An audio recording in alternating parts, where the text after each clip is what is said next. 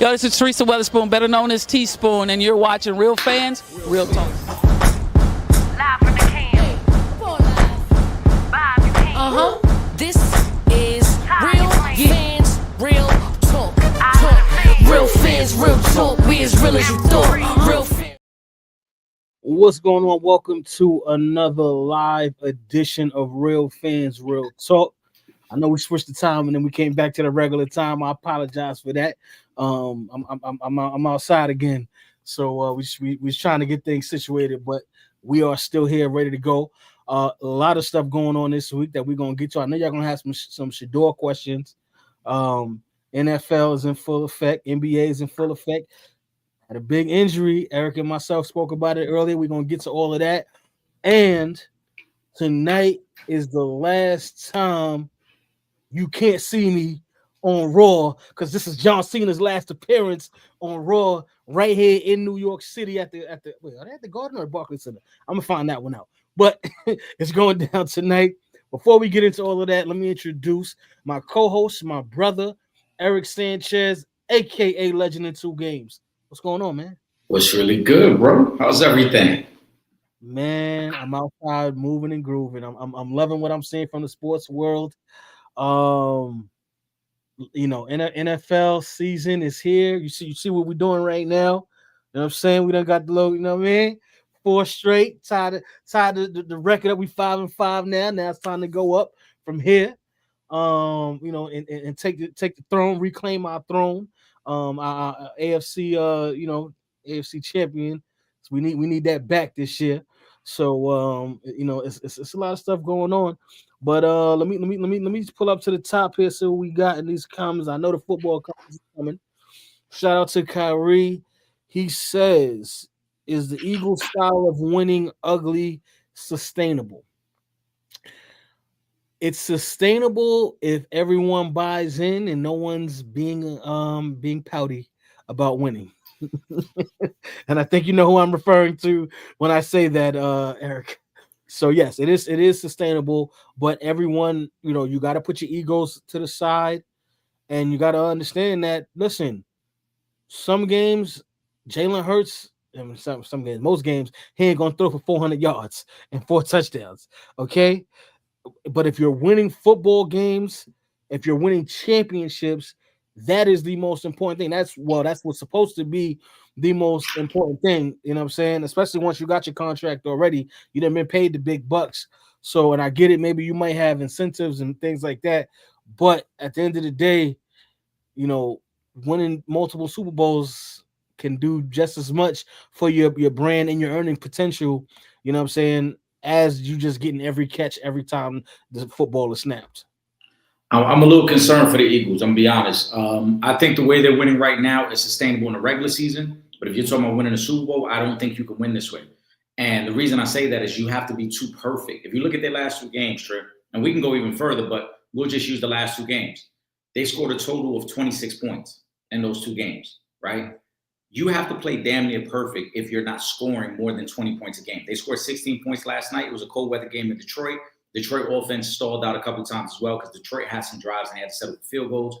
The week before that, they only scored 10 points against Green Bay.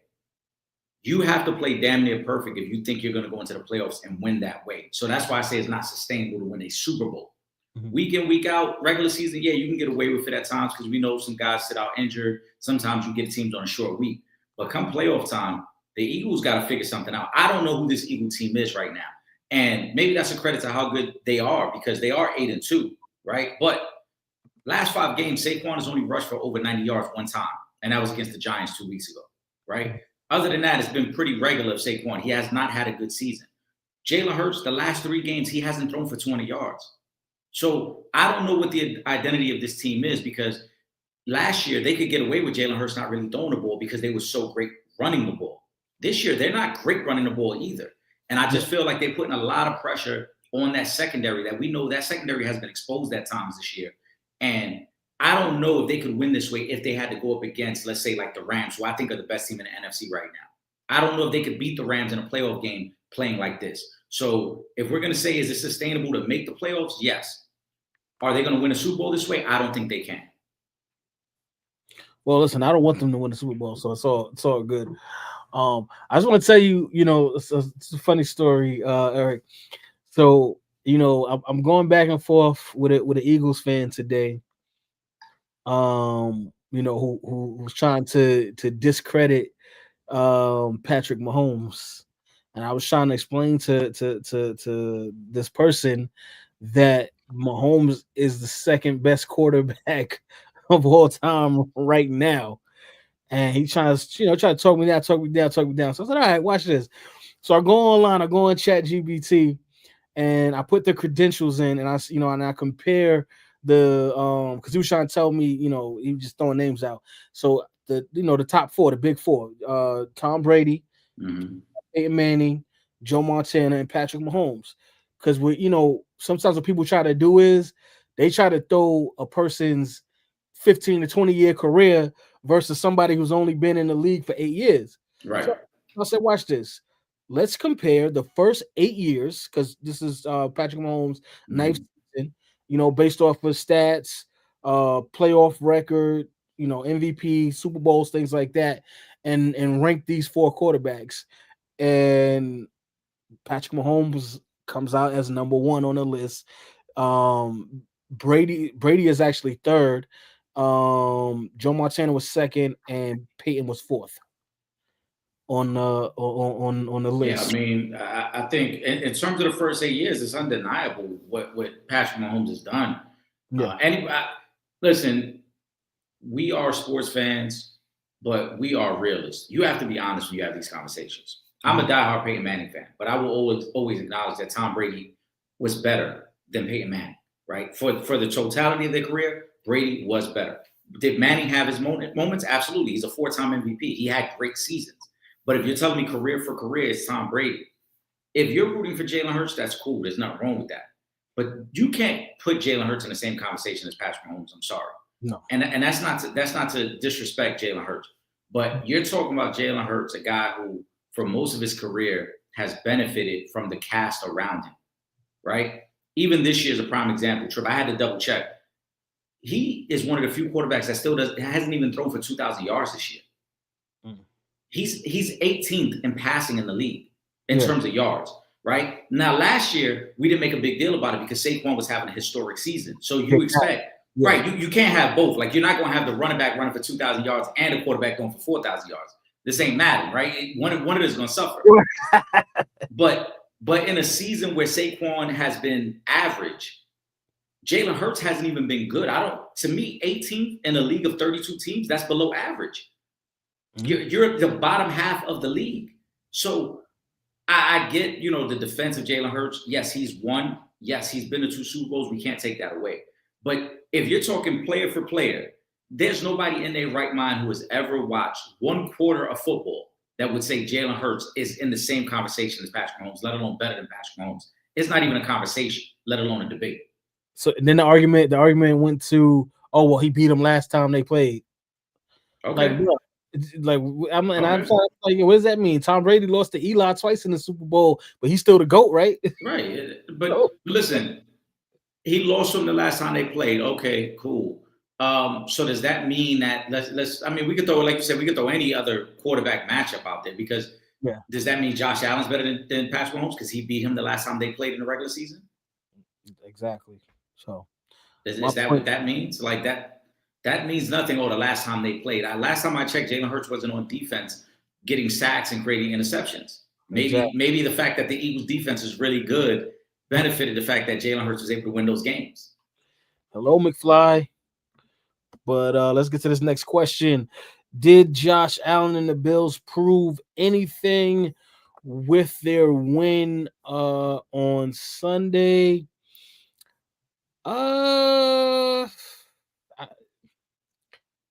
No. I mean, I don't. You know what I'm saying? I mean, it is Tampa, who's been playing very well. But here's the thing: like, once you're at a certain level, we expect certain things from you anyway. We expect you to wake up for big games against teams that you may wind up seeing in the playoffs. So I don't know if they proved anything, because again, I already believe you know what I'm saying, they're a team that can compete for a Super Bowl. So, you know, as far as what did they prove, I don't know. It's just another win. I want to say this. Shout out to Kyrie because Kyrie, you know, he locked in a short week.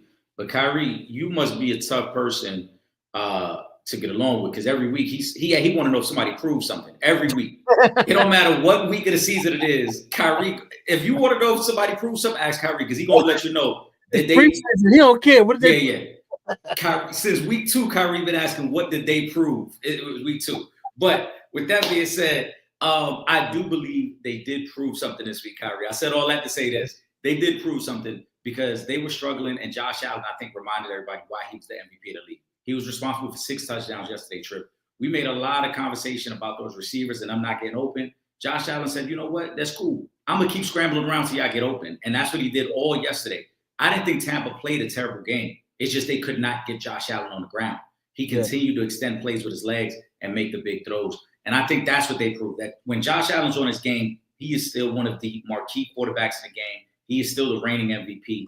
And if he's on his A game, though I don't think they're going to come out of the AFC, but if he's on his A game, they're going to be tough to beat because he can have moments like this where he can really control and dominate the game. Yeah. Now, you know, with the thing I will say, and not to take away from what the Bills did, but Tampa still managed to put up 32 points, and half their offense is on injured reserve, right? But that's just a testament to Baker Mayfield, though. I've been saying that all year. Yes. Baker Mayfield, he won't win the MVP because, again, they're not probably going to have a good enough record to impress the voters. But in terms of, he's really having like a Joe Burrow type season from last year. The difference is that Tampa's actually winning games and they're going to make the playoffs as opposed to the Bengals who didn't. But I think there's not enough credit being given to Baker Mayfield. There's another game again. A game like that, you expect you score 30 plus points, you think you have a chance to win. Their defense just couldn't get a stop yesterday. Yeah. Ron says Jamar suspended 1 game. Why did Jamar say he didn't spit on him? First of all, I have no idea when you clearly hawked the loogie at this dude on camera. So I have no idea why you would go up there and lie like that. But then when I think about it, the person sitting in the White House goes on national TV all the time and lies about stuff. So maybe he's just following suit. I don't know. What I do know is dumb move, dumb thing to do. You know, you're fighting to stay in contention for the playoffs, you know, and on top of that, you know, you just jammed up fantasy football owners next week because now they don't got Jamar Chase. Nah, that's a fact. I'm disappointed in Jamar Chase. I thought in the past he's shown great leadership for this team. I'm disappointed though because one, we saw the effects of this earlier this season when Jalen Carter did it to Dak Prescott, and we all were in agreement that shit is super disrespectful. Mm-hmm. On top of being disgusting, it's disrespectful. Yeah. And to do that in the heat of battle.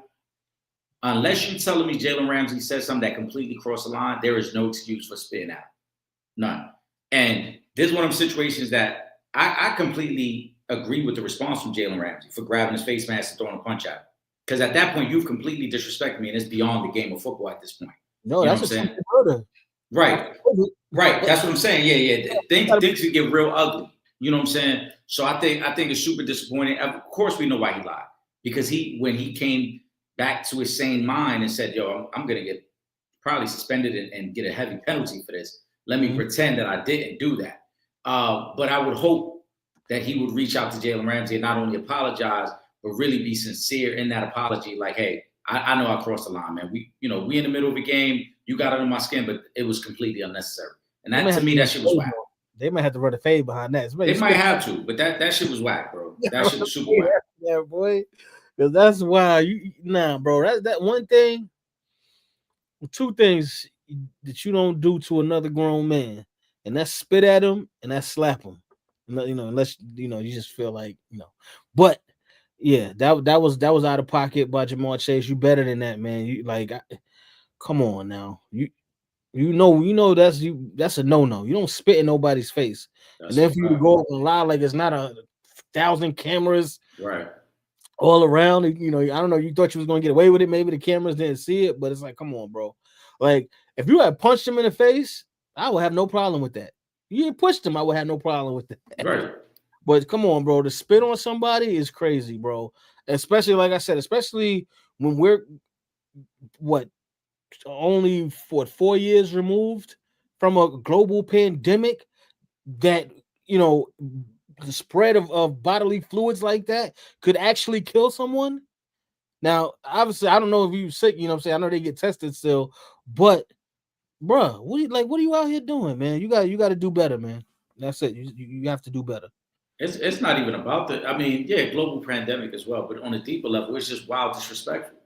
Yeah, well, You know what I'm saying? It's super disrespectful to even do something like that. yeah.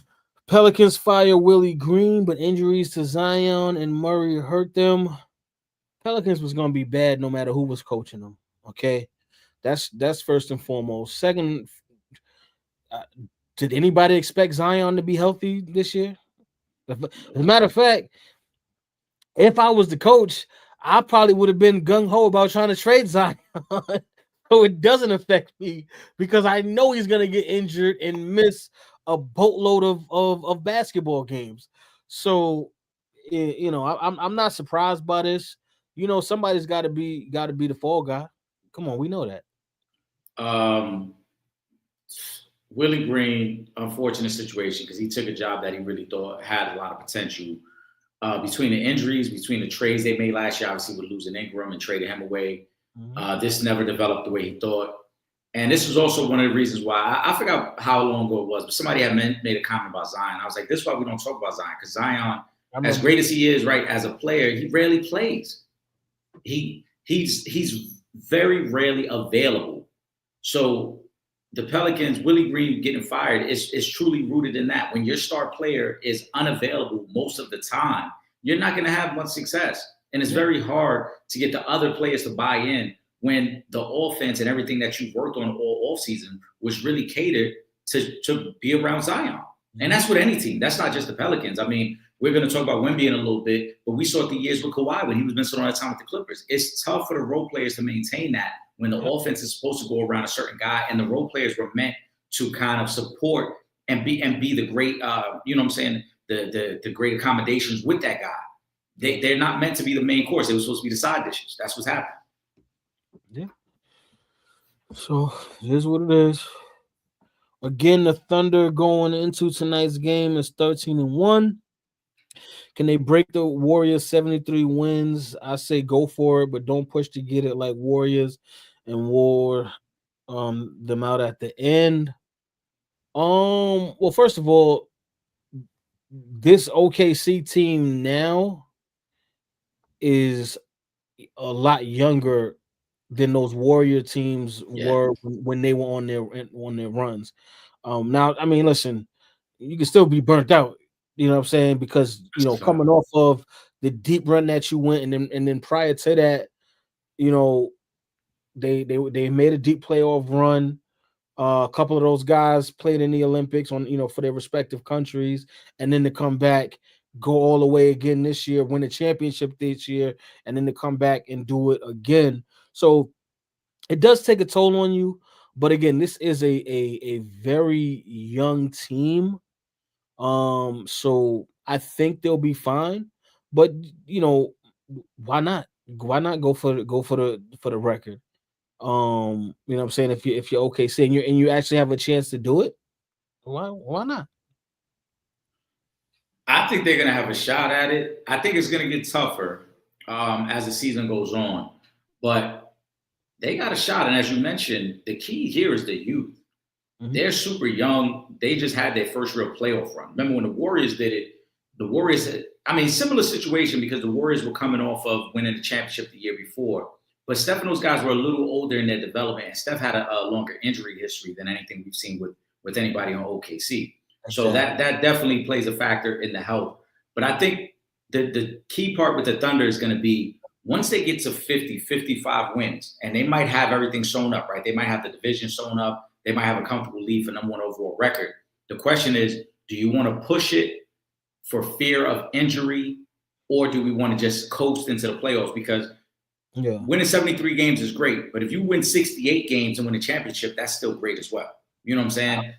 I'll take 68 in the chip over 73. Right. That's what I'm saying. 68 in the chip is still great. So Yeah. I think that's where it's going to get tricky. Once they get to like 55 wins and they have a comfortable lead, then it's, Coach Dagno's going to have to figure out, do we want to push this or do we want to kind of just ease into the playoffs and stay as fresh as possible for a possible repeat?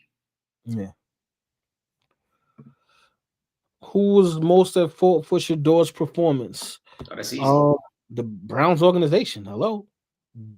We spoke about this a couple of weeks ago, Eric, where they were not trying to give Shador reps with the first team. What did you expect? You thought because he's Deion Sanders, he's just going to magically go in the game and everything is going to be perfect? That's not how NFL football works. You have to have chemistry. Professional sports in general, you have to develop some type of chemistry with your teammates. And when your coach has a BS response for why he's not getting no reps with the first team, and he's the backup and really the only other quarterback that you have at this point, because you got rid of Pickett, you got rid of Flacco, Deshaun's injured, we don't know when he's coming back. So, you chose to not give Shador any reps with the first season, not thinking that this is football and things happen. Guys may get hurt. You might get hurt. It's football. And now he's got to jump in the game blind against a Ravens team that is starting to heat up, a defense that is getting better every week, versus a Browns team that was already pretty bad to begin with. But now you just threw somebody into the fire with not one rep with the first team. What did you expect? I think what we got was what we were supposed to get. Kevin Stefanski may have fired himself after this week. As you highlighted, we talked about this a couple of weeks ago when he himself was questioned about why Shador isn't getting reps with the first team, or even though he's the backup quarterback, and he made it seem as if Dylan Gabriel needs to start more.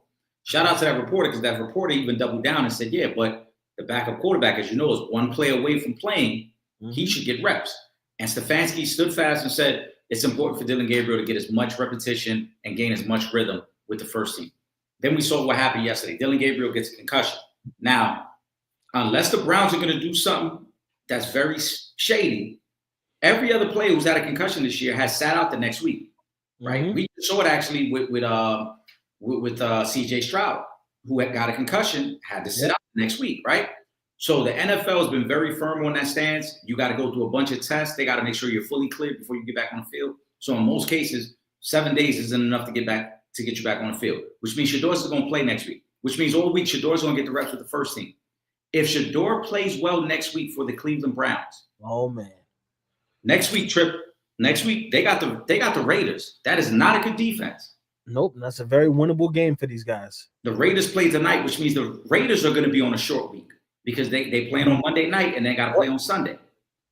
If he plays well next week after getting all week with the first team, Kevin Stefanski will have to eat his words, because now the quarterback who you have been denying to play, the quarterback that you have found every excuse not to get right, you found every excuse not to give him a shot, now has a golden opportunity in front of him, right?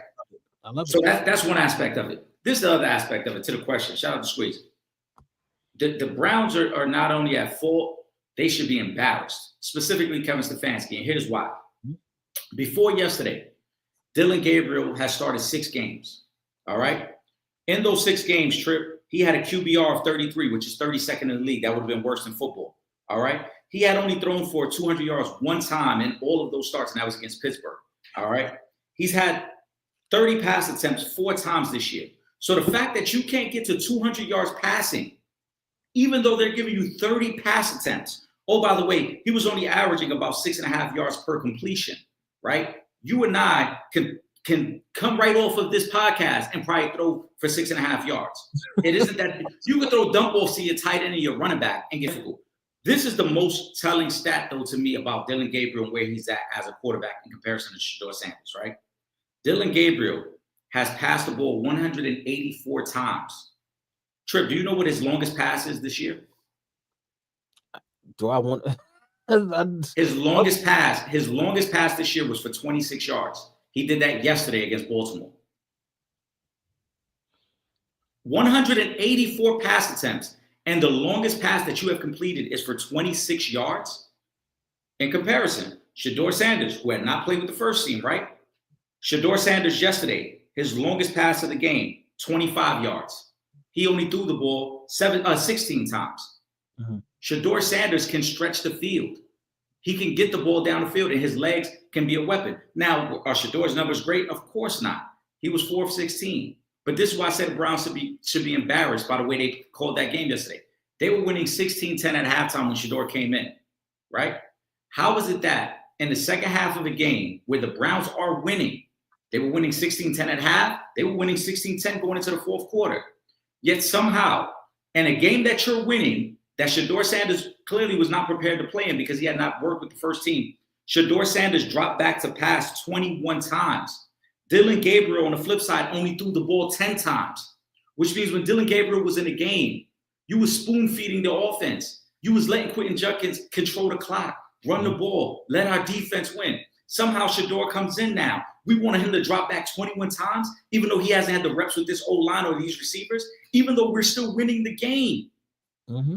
We're winning the game. Trip, I had to go back. They wanted him to do bad. That's my point. That's why I said they should be embarrassed. Trip, I went back and I looked at some of the drives because Will Gordon and I were texting during the game, and I was saying it then. Mm-hmm. They kind of hanging them out the drive. I see what's happening. They had their first 6 plays of the second half. Remember I said, Trip, they were up 16-10, right? Coming out of halftime. First 6 plays, you know what they did? They threw on 5 of those 6 plays. You didn't even try to get a rhythm offensively. Throw it, Shedeur. Throw it again. We don't care that our offensive line is struggling to protect you. We don't care that you have no chemistry with these receivers. Keep throwing it. So they wanted him to fail, right, so they can justify everything they've been doing. 5 of your first 6 plays coming out of halftime are passing the ball with your backup quarterback. No other team would ever do that. Who's never had an NFL snap in his life. Who's never had an NFL snap in his life and has no type of rhythm with the offense, right? We go a step further. They go into the fourth quarter. Again, like I said, they're still leading 16-10 because of their defense, right? With the game tied, their first possession of the fourth quarter after Baltimore ties it early in the fourth. The first possession, they go 3 and out. Trip, I'll give you a guess how many times they ran the ball on that possession after the Ravens tied the game 16-all. Twice. It's the same number that Russell Westbrook and Dame Lillard used to one time after the Ravens tied the game. So I don't want to hear no more about Stefanski and his offensive genius when you don't know how to really create a rhythm or take advantage of the fact, hey, we got a rookie quarterback, again, taking his first NFL snaps. We need to control this game. We need to slow things down. Ravens got way too much momentum right here. Let's get the ball to our running back who's had some success. No, let's just throw the ball 3 straight times. And then when we go 3 and out, we're just going to throw our hands up like we don't know what's going on. Mm-hmm. On the final possession, he also had 2 drops. Now, I know Shedeur missed that throw in the corner of the end zone that would have probably tied the game. It's not the easiest throw because he's scrambling left and trying to throw almost across his body. But he still had 2 drops in that final possession. We also saw the flashes where he creates plays. He gets a pass to Judy. He gets a pass to the tight end, Finnan. So there were moments there. But if you're the Cleveland Browns today, if you're the owner especially, I'm sure you're going to sit down and you're going to say, all right, 1, did we push it in the best position to be successful? No, we did not. 2, what's our strategy for this week to get him prepared for next week? And next week, if he plays well, how should I feel confident in my coach? Because if he gets he's going to get a week of practice with the first team. He's going to know all the plays that are scripted for this game plan. Yep. He goes in, if he plays well, Kevin Stefanski might not have the job the following day. Yeah, because now just remember where you heard it first. Because how you justifying what you've been saying all this time, what you've been doing all this time? You can't. If he comes out and plays well because he's actually had some time and reps with the first team, you're going to look like an idiot. Yep. So I think Kevin Stefanski, he might be out of there. We might have to call Will. Will's closest to Cleveland. Will might have to help him move his shit. He might have to get over there, help him move, get everything together, wrap some things up, get him out of there. In the words of the great DNA, get him the F out of there. Yeah. Nardo says, is JJ McCarthy the Vikings QB of the future? I have no idea.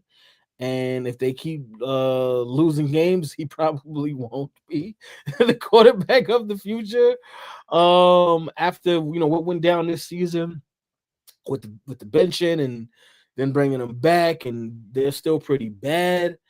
And when you look at the Vikings offense from last season in comparison to this season, where you had a Sam Darnold go in there and look like an all-pro quarterback, and you might say, oh well, he's got Justin Jefferson and Addison and they had Jones and Mason was the running back. Mason, yep. Mason and TJ Hawkinson. Yeah, and all these guys. So you should look like an all-pro quarterback. And then we go to this season and we see what's going out there with pretty much those same weapons. And the Vikings have not looked good this season and they continue to lose. So if that continues to happen, I do not see JJ McCarthy as the future quarterback of this team. Well, I mean, we can simplify this. First of all, the team doesn't see JJ McCarthy as a quarterback of the future because just a couple weeks ago, the coach was willing to name Carson Wentz the starting quarterback. Trip, I think you've watched a lot of football. You and I speak pretty regularly. Did you think at any point coming into the season that Carson Wentz was a good enough starting quarterback? I didn't know Carson Wentz was still in the league at the start of the season. There you go. But if we want to go a step further, is JJ McCarthy the future? I don't know. Let's see right here, Nardo. These are JJ McCarthy's actual numbers from his last 5 starts, Trip. So we talked about Dylan Gabriel. We might as well talk about JJ McCarthy. On the list, keep in mind, JJ McCarthy got to sit all last year. So he basically redshirted. He should know this offense better than anybody because from what I've heard last year, he actually was having meetings with the coach every Monday to discuss game plans and get familiar with the playbook while Sam Darnold was doing all the heavy lifting on the field, right? And when Sam Darnold left, we was like, maybe Sam Darnold might struggle a little bit because Minnesota got great weapons. We know Seattle didn't have all the same weapons. Mind you, Sam Darnold was having a really good year. Minus yesterday. He struggled yesterday, but he's having a good year overall. But when you have Justin Jefferson and Addison and Jones and TJ Hawkinson, those are good weapons. JJ McCarthy, opening night, he threw for 143 yards. The next game, he threw for 158 yards. Then he sits out for a few weeks. Then he plays against Detroit. They get the upset win against Detroit 2 weeks ago. He threw for 143 yards. Last week against Baltimore might have been his best offensive game of his career. He threw for 248 yards. Then this week, he throws for 150 yards. So again, you're telling me in 4 of your 5 starts, you're struggling just to get to 150 yards as a quarterback. Does he have 1,000 yards passing yet on the season? No, he's not at 1,000 yards. Again, we're talking 6 touchdowns, 8 interceptions. It's nothing there. There's really nothing there. And you might not look at in 2-3 years. Yeah. I mean, he's got 842 yards passing through 5 games, right? So he's averaging less than 200 yards a game. Again, 6 touchdowns, 8 interceptions, a QBR of 26.7. The QBR is so bad it doesn't even rank. They normally rank the top 40 quarterbacks. That's including backup quarterbacks. If you got a QBR of 26.7, there is no ranking next to it.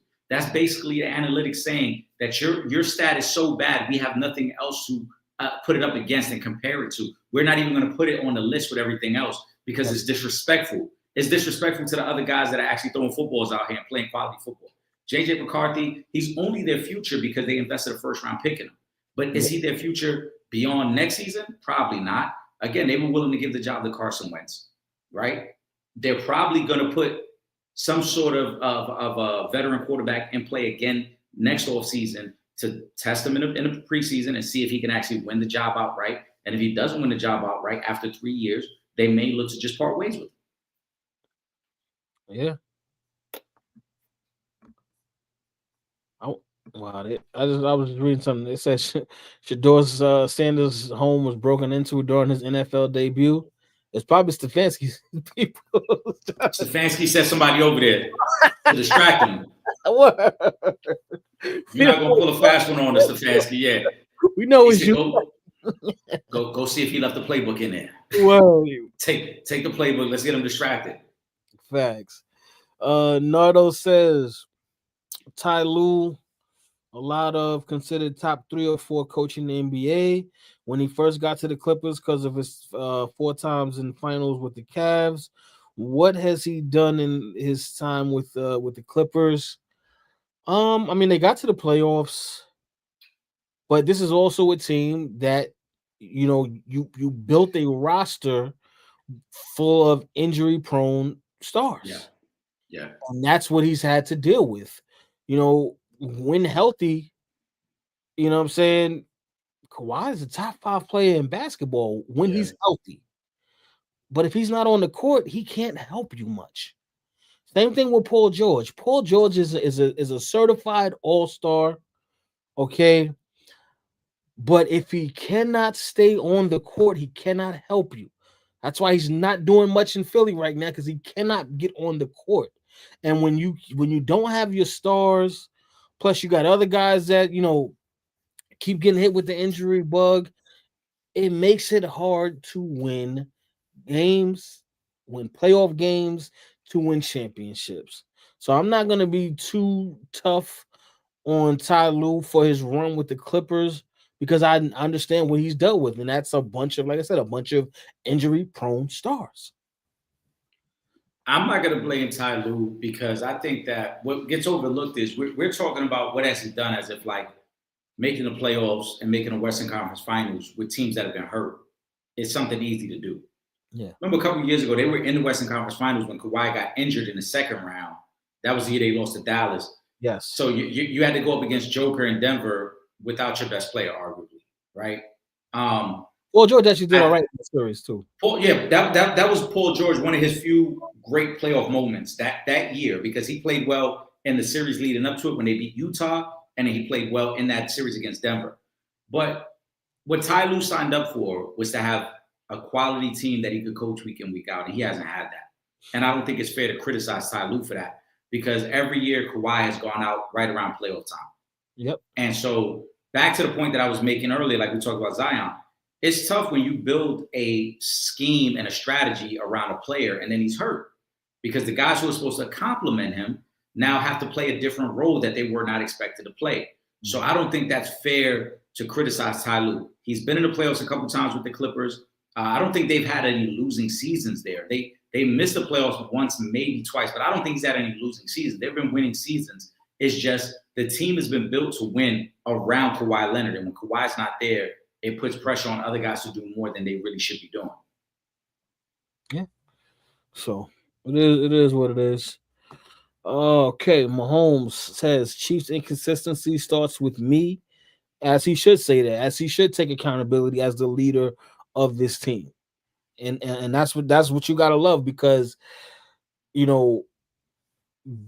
being great also comes with a certain level of accountability, because you gotta take the good with the bad. So I love that Patrick Mahomes says, you know what, I'm not about to put this on nobody. This is on me. I'm the leader here. This thing starts and ends with me. I'm the guy that Eric and Trip come on every week and say is on the Mount Rushmore. So when things don't go right, I need to step up. I need to take that accountability. I need to take that weight off my teammates' shoulders, put it on my shoulders, because I can handle it. And let's get back to football next week, and let's get this win, and let's continue to win so we can get into the playoffs and have another shot at this thing. It's great accountability. It's great leadership. It's all the things that we expect from Patrick Mahomes. But those of us that are watching, we know that Patrick Mahomes is not the problem. The problem here is they have no running game. The problem here, again, people love numbers, Trip, so let's get to the numbers. Patrick Mahomes, 2,600 yards passing. He's 4th in the league in passing. He's 6th in touchdowns. He's 3rd in QBR, right? You're talking about a guy who's damn near top 5 in every major category. But the real problem here is they can't run the ball. They're leading rusher. We're 11 weeks in. For them, we're 11 weeks in, but they've played 10 games. Their leading rusher this year is Kareem Hunt with 353 yards, Trip. You're talking about your leading rusher doesn't even have 500 yards. Where are you getting balance in your offense, right? On a larger scale, because I mentioned this a couple of weeks ago on one of the Wednesday shows we did. There was a point for several weeks that Patrick Mahomes is the leading rusher on this team. You look at their stats, Trip. Kareem Hunt has 353 yards rushing. Pacheco has 329 yards rushing. Mahomes has 288 yards rushing. He's within 100 yards of your top rusher. Mind you, with 40 less carries. Mahomes has only scrambled and ran the ball 48 times. Kareem Hunt has run the ball 86 times. You're not getting any production from the running back position. Yeah. It's a major, major problem. And yesterday, again, Denver's a great defense. When you play great defenses, and it's going to be a real test next week because the Chiefs get the Colts. The Colts are a good defense, but more importantly, the Colts can put up points, and they're going to put pressure on the Chiefs to keep up. When you play good defenses, and they could just sit in a bunch of deep zones and keep everything in front of them, you need to be able to run the ball. You got to be able to run them out of that zone. You got to be able to force their hand. Denver never had to do it because, again, there's no threat. I think yesterday the Chiefs only ran for about 57 yards yesterday. So if you're the Broncos, you're looking at it and saying, look, there is no real threat there. Again, Mahomes threw the ball 45 times. They rushed the ball a total of 13 times. Mahomes had a scramble, makes it 14. They ran the ball for 62 yards, including Mahomes' yards. But in a game that was tied for most of the day and in a game that was close most of the day, there was no balance. You can't pass the ball 45 times and only run the ball 13 times. They don't trust their running game right now. They have no confidence in Hunt or Pacheco at this point. And that's what's causing the inconsistencies. The Chiefs are not a bad team, but they're very beatable because you know that they're going to be dropping back to pass 90% of the time. Yeah. Ron says, what's y'all thoughts on Carmelo Anthony's son Cayenne playing so well? First of all, shout out to Cayenne. He actually went to school with my goddaughter. They went to this fancy private schools in Manhattan. So big shout out to Cayenne. I think he's at like 17 right now. Mm-hmm. A small sample. First of all, I love it for Cayenne because, you know, like I said, again, this is someone who went to middle school with my goddaughter.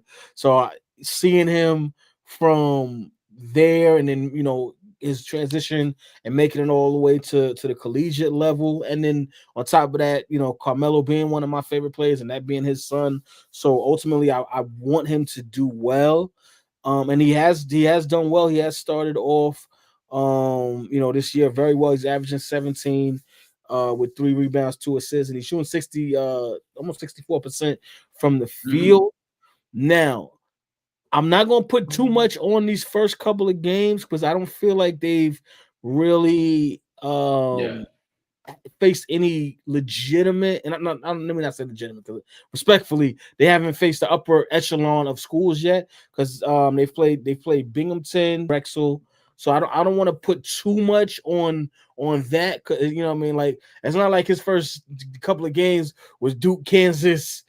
They haven't played the high level D1. Yeah, UConn, you know, those guys just yet. So I don't want to go too crazy, but I like what I'm seeing thus far. I love this for Cayenne because I love when any athlete kind of builds themselves up. For a long time, the hype around Cayenne wasn't because he's Carmelo's son and let's automatically give him praise. He wasn't a highly recruited high school athlete his first 2 years. It really was his junior and senior year that kind of elevated him, and then that's when he became the #1 player in New York and became a top 50 player in the country. So he's really worked on his craft, and as you mentioned, very humble kid because when he played at Gauchos, he wasn't the star athlete on Gauchos. He was actually coming off the bench for Gauchos. Mm-hmm. In high school, his first 2 years, he was coming off the bench. Remember, they made a big deal about the high school game when him and Bronny went against each other. Cayenne wasn't starting then. He was a guy coming off his bench. So he's built himself up. He's worked on his game. And there is a maturity about his game, Trip. I will say that. I agree with you. They haven't played the elite D1 schools. And when he plays against better athletes, we're going to see how he handles that type of defense with guys that are faster and stronger. But the maturity in his game, you see, he never looks rushed. It's almost, and I'm not comparing him to this guy, so I don't want people to think that's what I'm saying. But it's almost like when you watch somebody like Luka, who isn't the fastest guy on the court, but somehow always gets to a spot, always gets a shot off. You know what I'm saying? Cayenne's kind of the same way. He doesn't look super fast, but somehow he's going to get to a spot. And when he gets to the mid-range, you know, at any point now he's a threat because he can elevate and shoot, similar to the way his dad was as a player as well. So I love the progression of his game, and I am excited to see how he continues to progress once he starts seeing better athletes and other, higher level Division I teams. Yeah. And, you know what I'm saying? I do like the fact that he's 6'5". Listed at 6'5", you know what I mean? Because I had to compare because, you know what I'm saying, because I don't want to start a whole thing. But, you know, one of the knocks on Bronny is he's a much smaller guard. So I do like the fact that he's 6'5". I think that's going to be to his benefit. And he has heart. He's not afraid of the moment. Again, we're going to see how he does once you start playing the upper echelon of schools. Yeah. But from what I've seen thus far, I'm liking it. Yeah, I think, and like you said, I don't want to compare the two. You know, they both young men, but it's not fair to Bronny because I don't think Bronny is as skilled as Cayenne. I mean, as Cayenne is offensively. I think Bronny may be a better athlete because you can see the speed and the quickness, especially on defense. But when you just watch the things Cayenne is already doing, like I said, the maturity in his game, he's never rushed. I promise you. You look at some of these buckets he's scoring, you're almost wondering, like, what is he trying to do? And then when you see the finished product, you're like, yeah, he knew what spot he wanted to get to. He knew where he wanted to finish, on what side of the rim he wanted to finish on. He knew where he wanted to get the defender. He just needed to get to the defender to a spot, and he could elevate over him. So I think those are the little tricks of the trade that he has that Bronny just never developed. Cayenne has them, and maybe that's just in their training. But Cayenne, I think, is just different because he can score the ball at all three levels. And once his body starts to fill out, he's going to even become more dangerous. Yeah. Yeah. Let me go to this next question. Hold on 1 second. Stephen Curry versus the Spurs. Back-to-back games in San Antonio. 46, 49 piece and 2 wins. He's still arguably the best show in the game in terms of excitement, but he will get wore out. Yes, he will. Quiet as kept, I might say Wemby is the best show, but he got to stay on the court. Yeah. Just because when he's doing it on both sides of the basketball, the block on Draymond, throwing it on Draymond, it's like, yeah. But no, you gotta love Steph Curry and what he's still doing. You gotta put some respect on his name. I mean, 46 and 49 back to back is just crazy in itself. But yeah, this is again, what we spoke about earlier with Golden State. They weren't a young team when they were in their peak of getting to the chip, back to back, and they're certainly not young now. So you don't want to wear Steph out. You have a roster where again your stars are injury prone, and guys will miss huge chunks of games. Steph included, Jimmy Butler included, missed chunks of games. So, I mean, I doubt, him putting up as many shots and putting up 46 and 49 early in the season is going to have too much of an effect on him. But, you'd like for Golden State to win without Steph having to put up damn near 50. So, I think I agree. I think Wemby is probably the greatest show right now. Unfortunately, he's going to be out for a little bit. But in terms of Steph, we should just appreciate what we're seeing because I don't know if we're ever going to see this again. And I know the game is going to keep evolving, but his ability to shoot off the dribble, off movement, from distance. I mean, damn near the moment Steph starts approaching half court. I'm not even going to say when he crosses. The moment he starts approaching half court, that shot could go up. That shot could go up at any point. And I think that's just what makes it so special in what he does. Will he get worn down? Absolutely. Yeah. Because of his age, because of the mileage that's on Steph. And that's why I think Steve Kerr, one of the biggest jobs he's going to have this year is kind of managing the minutes once they get into the second half of the season. Early in the season, you don't mind. Go ahead, Steph. Go off. But once they get into the second half of the season, Trip, you and I have said this many times, a team like the Warriors, they're not concerned with being the number 1 and number 2 seed. They're concerned with being healthy come playoff time. And so Steph and Steve Kerr are going to have to figure out a strategy once you get into the second half of the season that allows him to stay in a rhythm, allows him to stay Steph Curry, but also understanding that you being healthy in the playoffs is far more important than all the threes that you're going to hit in the regular season. So when we say he gets worn out, yeah, he's going to get worn out, but I think the Warriors will do a good job of finding a way to manage his minutes once we get into like March and April. Yeah, I agree. And she did bring it up while we talking about it. Wemby will be missing a couple of weeks. I'm hoping when they say a couple of weeks, it's literally a couple of weeks and it's just 2 weeks, and then he'll be back because, man, watching Wemby play, it kind of gives you new life. You know what I'm saying? Because it's like, yeah, we got some guys in here, and Wemby is such an anomaly that it's just like, yo, you kind of got to watch him. Like, the things that he is doing, I think the most impressive to me is the ball handling ability that Wemby has showcased this season. It's like, bro, you cannot be 7'4". Yeah. You can't throw it down, block shots, shoot the three, and have handles. Come on, man. It's just not fair. Yeah, Wemby's a creative player. At this point, Wemby is a creative player. And I don't other than health, there is nothing that can stop Wembanyama from being the best player in this league. Like, and I'm willing to. Was alien. Wemby is alien. No, Wemby's the alien. Wemby's the unicorn. Wemby's any other analogy y'all want to use. It is Victor Wembanyama. And like I said, my biggest fear with Wemby, I've said this since rookie year, was how is the health going to, how is he going to manage that health moving forward? Yeah. It's not about the skill. It's not about the skill. We knew he had skills very early on. I've had this conversation with my man Vern. We've talked about it here, people in the comment section. It's nothing about the skill. In order for him to truly be one of the greats, he's going to have to stay healthy. Because unfortunately, we've seen in the past, most guys his size, Paul's, their body just can't maintain the level of physicality that the NBA requires. You know, for 80-something games a year, it's tough. Even with load management, if you still want to make a playoff run, if you still want to be successful in May and June, you got to be healthy. And that's the biggest thing with Wemby. So like I said, I hope he's not out too long. And if he is, I hope this is the last time that he's out. I don't want this to become a recurring thing that come March, we got to have this conversation again. Yeah.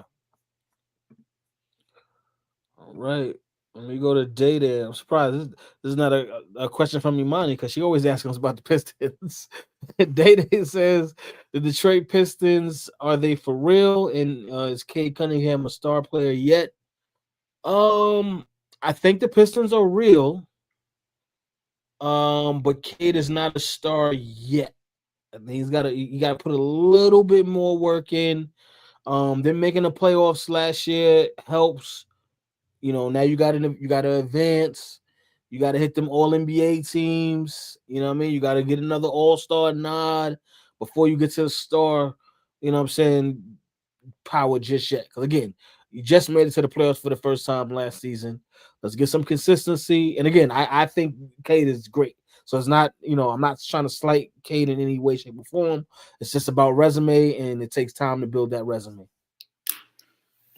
I agree. I think Cade is legit. I do like Cade. I thought last year's playoffs against the Knicks was kind of his coming out party because they introduced him to the rest of the world and showed how great of a player he is.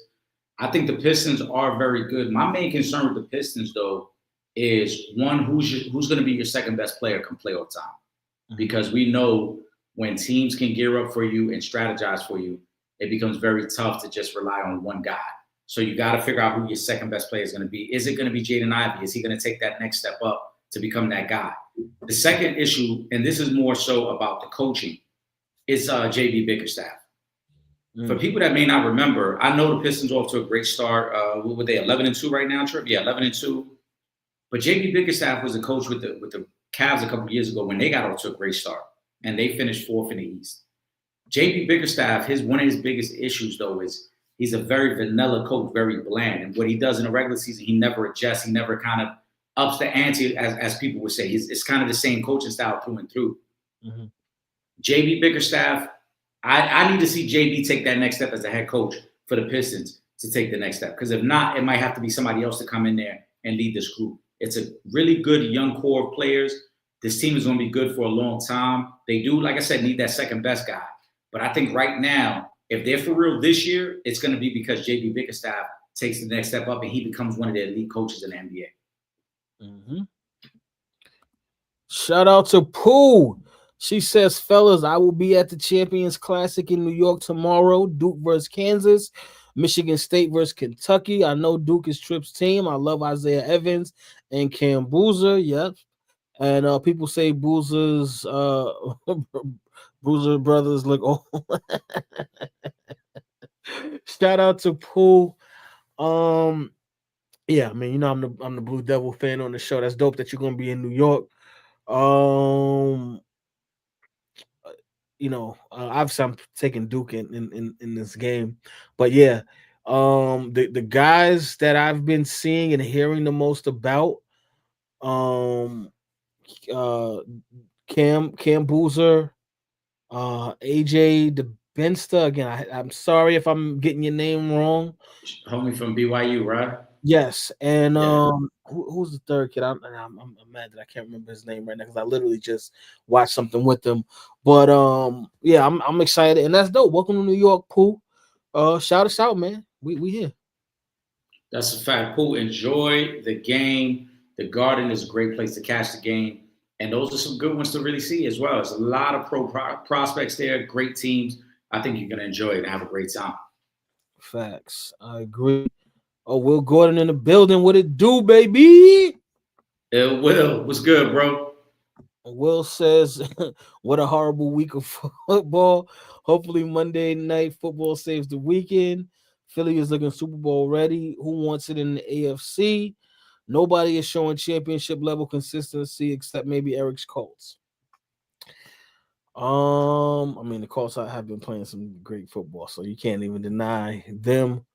Chargers took a bad loss this week. Obviously, terrible loss. So the Chiefs take a loss that they really needed to win. Shout out to Denver though for you know getting that dub.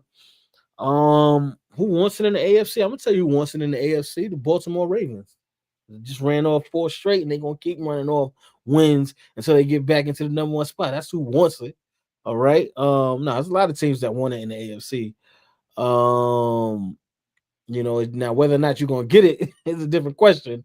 But you know, I thought the Chargers wanted it. They took a bad loss though. I thought the Chiefs wanted it. They took a bad loss. You know what I mean? So, you know, it comes with the territory. But as far as championship consistency goes, yeah, Colts have, you know, I'm be honest with you, the Colts may have been the best team in football this year. I think we've been the most consistent. You know, I don't want to get too far out of myself and say, "Oh, we definitely been the best team." I think we've been the most consistent. Oh, no, it's not getting far ahead of yourself. They've been playing like the best team. I'm not guaranteeing them a Super Bowl win, but if we're just saying, no, yeah. Up until this point, you're saying up until this point, they. I'm worried about the Chargers for Will because we talked about it 2 weeks ago. The O-line, now that they lost Joe Alt, so pretty much they're starting left tackle and right tackle are done for the season. A lot of O-line issues. It showed yesterday because the Jaguars were able to get a lot of pressure on them yesterday on Herbert. But I'm worried for the Chargers. This could start to get a little ugly now. They got to figure those things out. The Broncos, I don't trust Bo Nix, though. And for the Chiefs, these next couple of weeks of their season trip, the Chiefs are 5-5. The next 3 games, they got the Colts. Then they got the short week against the Cowboys on Thanksgiving. Then they got the Texans. I don't know if they can win all 3 of them games. They got to find a way to at least win 2 of those 3 to be a playoff team. Because, they're 5-5. They're too far behind the Broncos, who are 9-2. They're not going to catch the Broncos for the division, I don't think, even though they got 1 more game against them. And the Ravens, I think it's lining up perfectly. Trip, I wish we got to find that clip because we talked about it. We said this is the time that the Ravens are going to get hot. This was right around get the Ravens, how it's shaping up for them. Not only have they got back to 500, right? Yeah. Aaron Rodgers, they're fearing that Aaron Rodgers broke a bone in his wrist yesterday. Aaron Rodgers might be out. So yeah, Pittsburgh is only up a game on Baltimore. They still got to play each other. Pittsburgh has not looked good most of the season, in my opinion, anyway. Mm-hmm. And now you got a situation where you're going to have to go to Mason Rudolph for the rest of the season, or at least for the next month. And the Ravens are hot. This is shaping up perfect for the Ravens to come back and win that division. Yeah. Well, listen, I'm that's what I'm hoping for. Last topic before we get out of here. Antonio Brown has been released. He's still facing some issues. But he was charged with second degree attempted murder.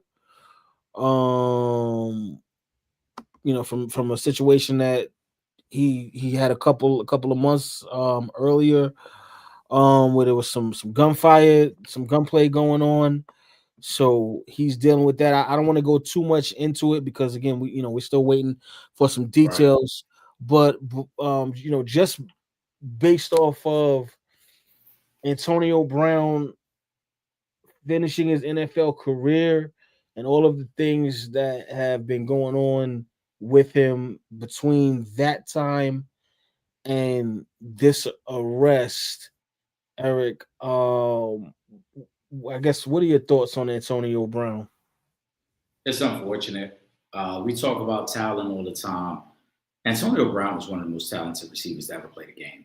Absolutely. Again, if you watch football, when you watch football, I mean, the raw numbers themselves, if you look at the numbers, you say, wow, he put up great numbers for a short period of time, led the league in receiving, a couple 100-yard catch seasons, great player. But I don't know if it is any type of mental illness. I don't know if it's something deeper that's going on. Like I said, I don't want to stain his name and make it seem like I know for a fact this is what's causing it. But when you look at all the issues he's had away from the field, just the last 5 years, domestic violence allegations against him, public issues with his kid's mother online. Now this one, attempted murder. Like, I hope that whoever's close enough to Antonio Brown gets to sit him down and be like, yo, we got to get things right. We got to get you situated. Because Antonio Brown, there's still a lot of life to live. There's still a lot of time to get you. Right, that's what I'm saying. There's a lot of time to get your life together, bro. Like, you're going down I hate to sound like old head, but you kind of going down a path where we know where this leads and we know where this ends. So I don't know how this case will end off. Like you said, we don't have all the details yet. Mm-hmm.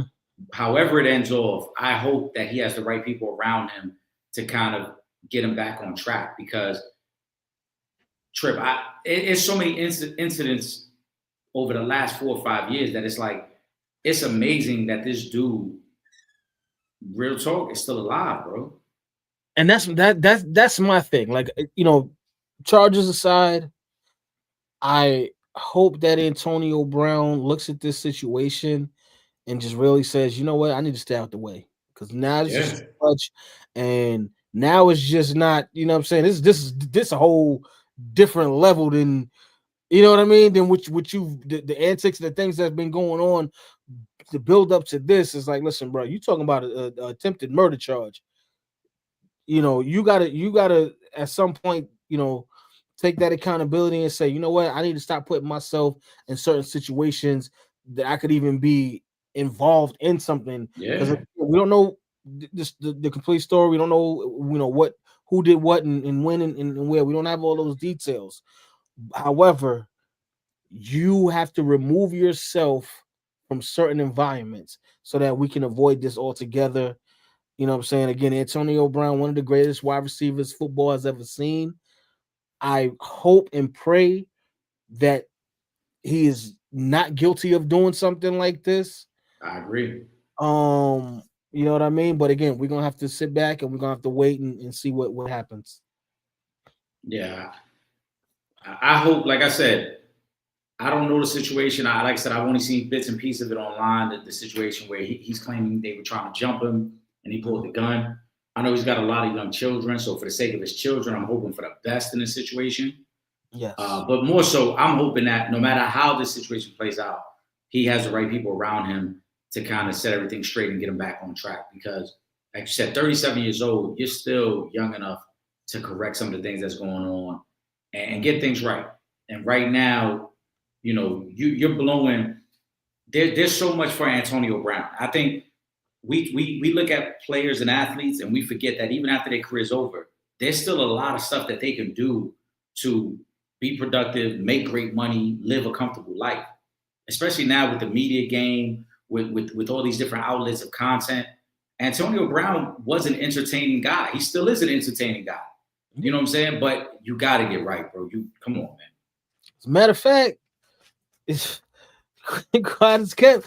Antonio Brown sent us some love.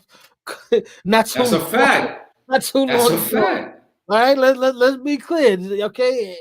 Antonio Brown is definitely in tune with Real Fans, Real Talk. He definitely, you know what I'm saying, showed us love. You know, y'all can check the Instagram. If you don't believe me, you think I'm capping, check the Instagram. Antonio Brown definitely, you know what I'm saying, rock with us. He showed us mad love. So, you know what I'm saying? And again, I mean, when you talking about, you know, these type of charges, I don't want that for nobody. You know what I mean? Absolutely.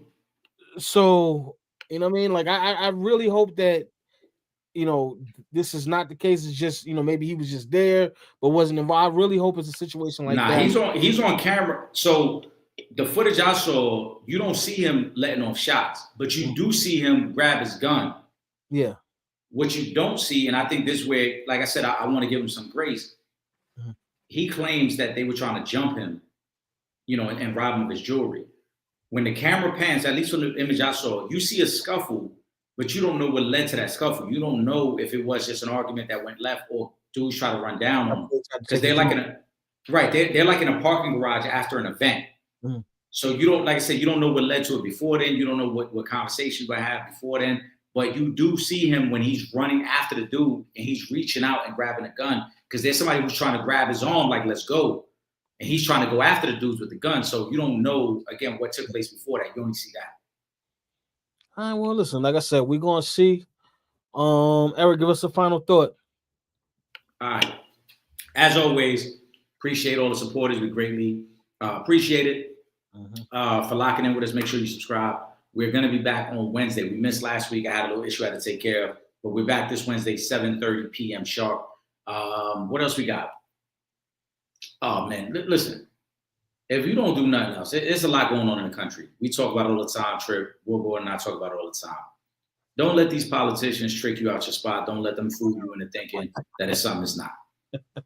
Now, we got to say it, Trip, because the divide that's been created in this country is by rich politicians and businessmen who want us, the common folk, the everyday working man and woman, to turn on each other. At the end of the day, don't let them trick you out your spot, bro. See through all the bullshit. I'm going to say that, man. Well, listen, you know, we've seen through the BS. Yeah, that's a fact. So it's another group of people that have and just completely ignore it. Blindly following. Yes, that's the problem. It's the people that see it, understand it. You can give them facts, black and white, color, whatever it is, doesn't matter. You know. Yep. Two things for my final thought. One, shout out to the Texans. They had me nervous for a minute, but shout out to the good folks over at Soundview Liquor and Balama Rum. My main man Brian, your main man Brian. Oh, that's my man B for sure. I got him alive one more week on the football pool. That's 11 straight. Yes, we lit. It's him and two other cats left.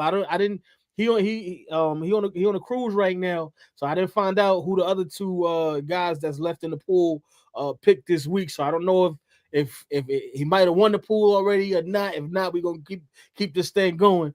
But shout out to my main man Brian. And like I said, the good folks over at Soundview Liquor, they always show us love.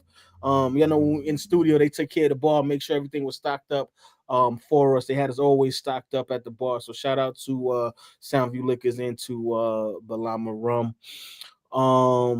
And lastly, of course, I mentioned it at the top of the show. I waited till all the way to the end of the show. I got to show my main man John Cena some love. This is a little bittersweet for me tonight. That this is his last Monday Night Raw, and he's not fighting. He won the belt, the Intercontinental Championship last week from Dominic Mysterio, Rey Mysterio Jr.'s son. So he's not fighting this week. He will be His last match is gonna be for that title, and it's gonna be against the winner of the last time is now tournament. Which means obviously he's probably gonna lose that last match because I don't think he's gonna retire with that belt. But he is in New York, tonight. It is going down. So for all you wrestling fans out there, to my main man John Cena, you can't see me. I'm sorry, it's nostalgic, man. I'm a wrestling fan till I die, baby. Matter of fact, I got some pics in my phone. I had one of my coworkers had the championship belt. I got some pics. I ain't even get to post them yet. And my phone holding the championship belt. You know what I'm saying? So, man, much love and respect to John Cena. He's doing his thing right now. As far as with the film and television. Obviously, Peacemaker season 2, just dropped. Phenomenal, even better than the first season. He had his little cameo in a Superman movie. So, John Cena's doing his thing, man. I'm gonna miss him as a wrestling fan. He's on my Mount Rushmore. You know what I'm saying? But when it's your time, it's your time. Yeah, he's hell of a career. Definitely Hall of Fame. And cultural icon as well within the world of wrestling. That's a fact. And he don't ever take credit for the "you can't see me." Anytime he's asked about it, he always gave that credit to Tony Yayo. Tony Yayo, that's a fact. Even more. You know what I'm saying? Yeah, that's even more reason why you gotta love John Cena. So big shout out to John Cena. Shout out to all the WWE fans. It is going down tonight. So with that being said, excuse me. Make sure y'all following us on all our social media: Instagram, Twitter at Real Fan Talk, Facebook.com/Real Fans Real Talk. And of course, subscribe to that YouTube channel, YouTube.com/For the Fans Productions. And if you're not in New York City on Thursday nights and you can't watch us on Verizon 43, BPN 2 from 8 to 9 p.m., do not worry. Just click that that red button on the website, realfansrealtalk.com, and you can watch from anywhere in the world. And make sure you subscribe to the two best podcasts moving. That's the Real Fans Real Talk and the Sanchez Show podcast. As Eric said, we will be back on Wednesday night. We got a couple more parlays for y'all, a couple of more picks for y'all. All right, so make sure you stay tuned in. Shout out to the good brother Will Gordon. He will be with us on Wednesday as well. With that being said, for myself, Trip Young, and my brother Eric Sanchez, aka Legend in Two Games, we up out of here. Peace.